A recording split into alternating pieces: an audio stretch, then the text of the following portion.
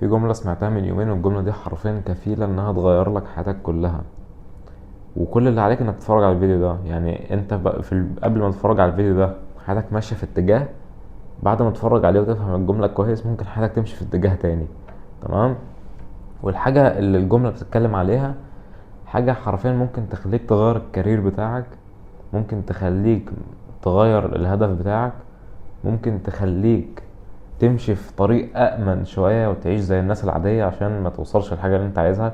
لأن الحاجة اللي انت عايزها فيها ريسك شوية، ممكن حرفيا تخليك ما تعملش الحاجة اللي انت عايزها بمجرد انك خايف منها.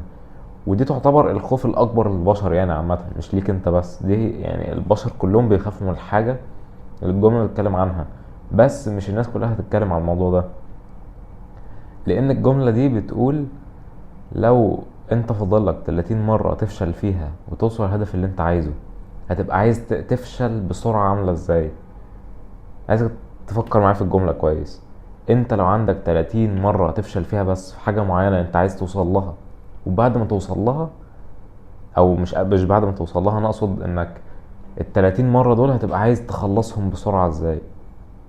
ودي تعتبر زي مايند سيت شيفت شويه، لان اغلبيه الناس خايفه من الفشل، خايفه من انها تبدا حاجه جديده، خايفه من انها تعمل حاجه بمجرد انها تفشل فيها. مع ان يعني اغلبيه البشر اللي على كوكب الارض او كلهم تقريبا عايزين يوصلوا لحاجه كبيره جدا، بس في نفس الوقت خايفين من انهم يفشلوا. خايفين من انكم تفشلوا ليه؟ فاهمني؟ يعني انت اصلا الطريقه الوحيده اللي ممكن تعرف بيها الحاجه شغاله او لا انك تجربها. فشلت فيها يبقى انت هتاخد نولج معين من التجربة دي وتدخل بيه التجربة التانية. الطريقة ما نفعتش معاك هتجرب طريقة تانية.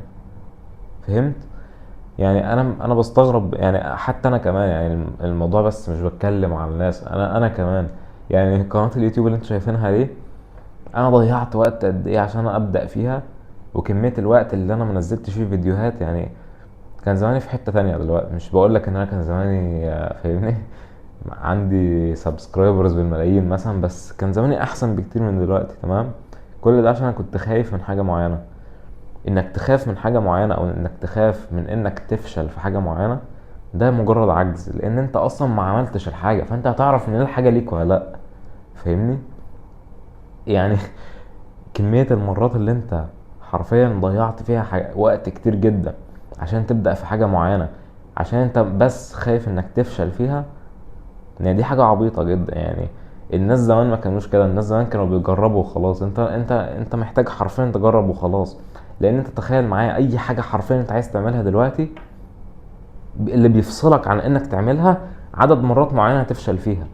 وانت اي حاجة جديدة هتبدأها اكيد هتفشل فيها. يعني دي very likely انك اصلا اول 10 محاولات فيها هتفشل فيها. تمام. يعني دي حاجة منطقية، دي حرفيا قوانين الكون. بما انك الحاجه اللي انت يعني حرفيا المشكله الناس خايفه تفشل في حاجه مع انها عارفين ان هم هيفشلوا فيها في الاول وبعدين هيحققوها بعدين. بما انها حاجه مش بتخالف قوانين الفيزياء، فانت تقدر تعملها حرفيا.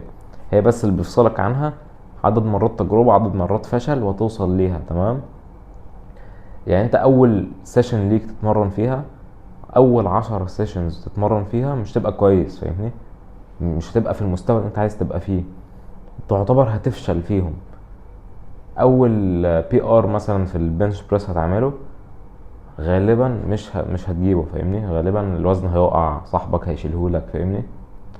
وبعدين بعد عدد مرات فشل متواصلين، انت كل مرة هتفشل فيها وكل مرة مش هتحقق الحاجة اللي انت عايزها، انت هتدخل بنولج معين عن الحاجة، هتبقى عندك علم اكتر بالحاجة، وبعدين هيبقى سهل جدا انك تعملها بعدين. يعني في ناس مش معترفة بموضوع ان كل التجارب اللي بتمر بيها بتمولتبلاي النولج بتاعك. يعني انت اول مرة هتفشل فيها تدخل بنولج معين للمرة التانية، تاني مرة هتفشل فيها تدخل بنولج معين للمرة التالتة، وهكذا بقى لحد الاخر. فاهمني؟ لحد ما توصل الحاجة اللي انت فعلا عايزها. وزي ما انا قلت، دي مايند شيفت تعتبر غريبة جدا للبشر ان هم يستوعبوها. عشان يعني خلينا نكون صريحين، مفيش حد بيحب ان هو يحس ان هو المكان مش ليه، او ان هو مش قادر يعمل حاجة معينة، لان ده احساس بالعجز. بس الاحساس بالعجز فعلا انك ما تبقاش عايز تعمل حاجة معينة لان الحاجة دي مش مريحة بالنسبة لك انك تقبلها، لانك مش كويس فيها كفاية. فاهمني؟ يعني انت مش متخيل قد ايه كمية البشر اللي غيروا حرفيا اللي هو مصير حياتهم كله، او الطريقة اللي هيعيشوا بيها كلها، بسبب انهم خايفين يفشلوا في حاجة معينة. انك خايف تفشل في حاجة معينة ده مش مبرر انك تسيبها. انت على عدد مرات قليلة جدا من الفشل عشان توصل للحاجة اللي انت فعلا عايز توصل لها. يعني انت لو بتشتغل بيزنس اونلاين مثلا، انت على بعد 10 15 اوت ريتش لبيزنسز معينة عشان تتقبل في شغل. فاهمني؟ ان الناس يشغلوك في حاجة عندهم يعني ليها علاقة بالبيزنس اللي انت فاتحه. انت لو في اي مجال حرفيا انت على بعد عدد محاولات معينة عشان توصل الحاجة اللي انت عايزها. فاهمني؟ فانت مش متخيل قد ايه يعني الموضوع ده، انت لو فعلا استوعبته كويس وطبقته فعلا، لو هو ما كنتش خايف انك تفشل خالص، انت فعليا هيبقى عندك سوبر باور مش عند اغلبية الناس اللي عايشين معانا. يعني انت حرفيا هيبقى عندك قوة ارادة، لان انت عارف انك حتى لو جربت حاجة وما ظبطتش معاك، هتجربها تاني وتالت ورابع لحد ما توصل للحاجة اللي انت عايزها. ودي حرفيا انت بتغير الطريقة اللي المجتمع بتاعنا غير تفكيرك فيها، او اللي هو برمجك بطريقة معينة. انت بتغير الكلام ده كله. لان خلينا نتكلم مثلا عن المدرسة. انت المدرسة عندك امتحان واحد بس، انت بتذاكر الترم كله وتروح تمتحن امتحان واحد بس، هتفشل او هتنجح فيه. فاهمني؟ اللي هو مفيش اوبشن تالت. فانت واخد فكرة عن الحياة ان الحياة زي المدرسة زي الجامعة زي الحاجات دي كلها، مع ان فعليا الحياة مش زيهم خالص. الحياة مختلفة جدا عنهم.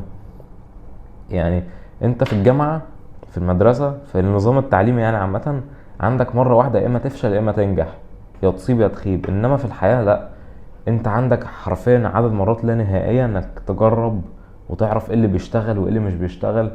لان انت لو ما جربتش مش هتعرف ايه اللي بيشتغل وايه اللي مش بيشتغل، ودي حاجة مش منطقية. يعني انت لازم حرفيا تجرب، وغالبا اول كام مرة هتفشل فيهم وترجع تجرب تاني، تفشل فيهم وترجع تجرب تاني. تمام؟ يعني العلم مش بيبقى متوفر بالدرجة اللي انتم متخيلينها، لان احنا ما نعرفش كل حاجة. تمام؟ وانت غالبا ما تعرفش كل حاجة، او اكيد يعني ما تعرفش كل حاجة. فانت محتاج تجرب اي حاجة، انت محتاج تجربها الاول، وغالبا مش تطلع بالطريقة اللي انت متخيلها، فهتضطر تحاول تاني، تدخل بالنولج من التجربة الاولى بتاعتك وتحاول تاني. ودي حاجة برضو ليها علاقة انك تاخد من خبرات الناس التانية وكده. انا مش شايف حاجة زي الكتب مثلا. الكتب ممكن تبقى فعلا حاجة مفيدة جدا ليك، وممكن يعني انت لو ما بتقراش كتب يعني وما بتاخدش من نولج الناس التانية، انت ايوه بتضيع على نفسك وقت، بس انت في الاخر تقدر توصل لحاجة اللي انت عايزها. لان انت لو قريت كتب هتاخد من اخطاء الناس التانية والتجارب بتاعتهم، بس انت تقدر تعمل الحاجة دي لوحدك. فاهمني؟ اللي هم انت مش معتمد 100% عليهم، لان التجارب اللي هم مروا بيها دي كلها انت تقدر تمر بيها. الفكرة في توفير الوقت. يعني في ناس الكتب مش ليها، في ناس مش بتحب تقرا كتب مثلا، في ناس اللي هو فاهمني اللي هي دي حاجة مش مفضلة ان هم يعملوها. ممكن يحبوا ان هم يعملوا حاجة تانية احسن، ممكن يحبوا انهم يروحوا يجربوا في الموضوع اللي هم عايزين يقروا كتاب عليه احسن. فاهمني؟ بدل ان هم يقروا كتاب وكده، لان الكتاب يعتبر نولج. يعني انت بتاخد نولج حد معين في الموضوع اللي انت بتقرا عنه الكتاب. يعني لو الكتاب بيتكلم مثلا عن البيزنس وكده، انت بتاخد نولج الشخص المعين عن البيزنس. لو كتاب بيتكلم عن مثلا تحسين النوم مثلا، انت بتاخد نولج حد معين عن تحسين النوم، بالتجارب بقى اللي هو مر بيها، بكل حاجة هو مر بيها عشان يوصل لمستوى كويس في الحاجة اللي هو وصل فيها. انت بتاخد التجربة دي. انت حرفيا تقدر تعمل كل ده لوحدك. تقدر اللي هو تدور على الحاجة المعينة، تقدر تدور على النولج المعين اللي انت محتاجه، وتقدر تجرب. ولو ما ظبطتش معاك تقدر تجرب حاجة تانية وثالثة ورابعة لحد ما توصل للحاجة اللي انت فعلا عايزها.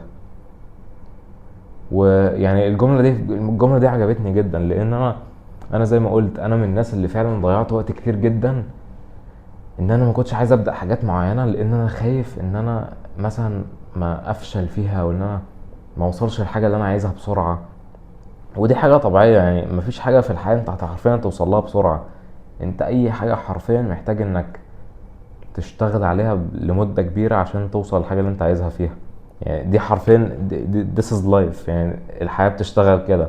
الحياة مش بتشتغل بطريقة بسيطة اللي هو ايوه انت لو عايز تعمل حاجة هتعملها بسهولة وكذا وكذا.